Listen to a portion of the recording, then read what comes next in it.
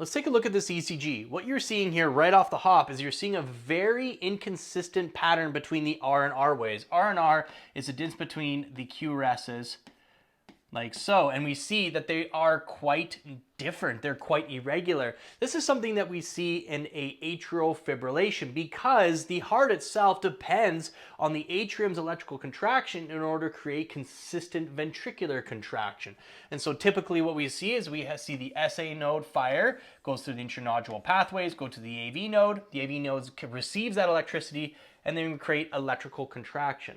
But in an atrial fibrillation situation like we're seeing here, where you see you don't have any discernible P waves, and it's because the atriums are kind of fluttering like this. They're fibrillating. And so what that does is it creates an inconsistent or an erratic electrical pattern that's moving through the atriums like so. So that's why we see all these weird little fibrillations that are making it to the AV node. And the AV node is receiving all that and deciding which ones should actually create a ventricular contraction. And only some of them get through. But we don't have any consistency. So what we see here is a very consistent R to R pattern in the QRSs because that AV node is trying to decide which electrical contractions to let through and which ones it should dump and not allow through. So that's why we see such an inconsistent pattern in atrial fibrillation.